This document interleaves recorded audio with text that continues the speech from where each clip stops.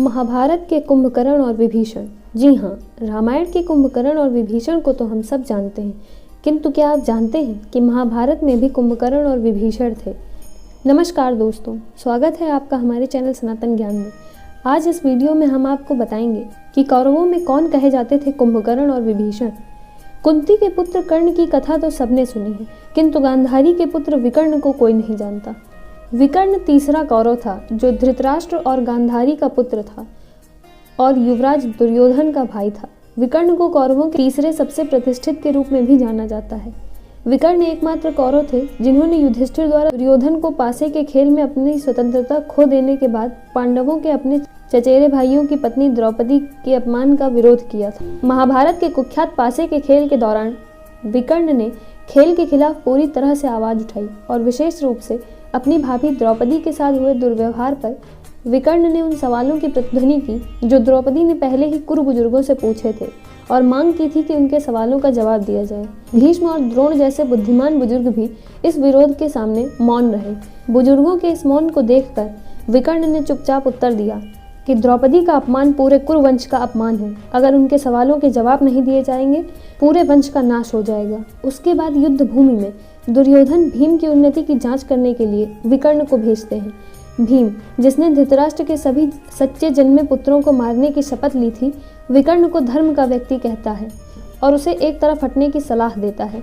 विकर्ण जवाब देते हैं, भले ही वह जानते थे कि कौरव कृष्ण के साथ एक पक्ष के खिलाफ युद्ध नहीं जीतेंगे, उस पर वह दुर्योधन को नहीं छोड़ सका। विनती करते हुए भीम ने उसे पासे के खेल की याद दिलाई जहां विकर्ण ने अपने भाई की आलोचना की थी।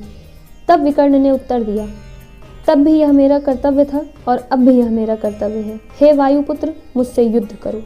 यह कहकर विकर्ण ने भीम को चुनौती दी और उससे कहा कि हे भीम, तुम ही मेरा अंतिम संस्कार करना। और उनकी मृत्यु के पश्चात भीम विलाप करते हुए कहते हैं, हे विकर्ण, तुम धर्मी थे और जानते थे कि धर्म क्या है। आप कर्तव्य की पुकार के प्रति निष्ठावान आज्ञाकारिता में लड़े। निश्चय ही यह युद्ध हम दोनों के लिए एक अभिशाप है जिसमें तुम जैसे लोगों का वध करना पड़ रहा है। इसके बाद आते हैं युयुत्सु, जिन्हें महाभारत के विभीषण की उपाधि दी गई। जी, महाभारत में गांधारी की दासी के साथ धृतराष्ट्र का पुत्र जो कि युयुत्सु कहलाया, वह गांधारी के बच्चों के पैतृक सौतेले भाई थे। आखिरकार वह धृतराष्ट्र के इकलौते पुत्र थे जो कुरुक्षेत्र के युद्ध में बच गए थे। वह पांडवों के लिए लड़ने वाले धृतराष्ट्र के इकलौते पुत्र थे। युयुत्सु ने पांडवों को दुर्योधन की चालाक योजनाओं के बारे में बताकर भीम की जान बचाई थी। युयुत्सु और विकर्ण दोनों ने दुर्योधन की साजिशों और बुरी योजनाओं से घृणा की है। हालांकि विकर्ण परिवार के प्रति वफादार थे और युद्ध में उनकी मृत्यु हो गई, किंतु युयुत्सु कौरव शिविर से पांडव शिविर में स्थानांतरित हो गए।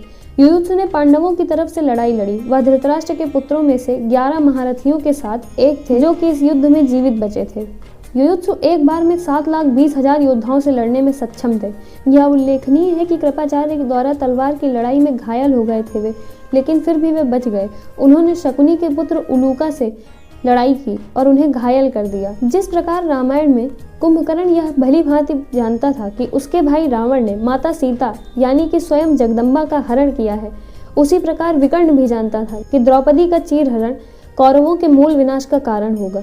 इसी के साथ विकर्ण और कुंभकर्ण दोनों ने स्वीकार किया कि उनके बड़े भाई के कार्य धर्म के विरुद्ध हैं, लेकिन अंततः वे क्रमशः दुर्योधन और रावण के प्रति वफादार रहे। किंतु युयुत्सु और विभीषण की विचारधारा और मानसिकता एक थी, जिसके कारण इन दोनों ने ही अपना पाला बदल लिया। विभीषण इसी प्रकार श्री रामचंद्र जी के साथ हो लिए और अपने भाई की सारी रणनीतियां उन्हें बताईं। इसी तरह युयुत्सु भी युधिष्ठिर के साथ हो लिया और धर्म की लड़ाई में अपने भाई की सारी रणनीतियां उन्हें बताता था। अंततः हम इस निष्कर्ष पर पहुंचते हैं कि विभीषण और कुंभकर्ण तथा युयुत्सु और विकर्ण की क्रमशः तुलना की जा सकती है। यदि आपको यह वीडियो अच्छी लगी हो तो हमारे चैनल को सब्सक्राइब करें एवं इस वीडियो को लाइक करें। ऐसी ही और खास जानकारियों के लिए हमारे चैनल से जुड़े रहें। धन्यवाद।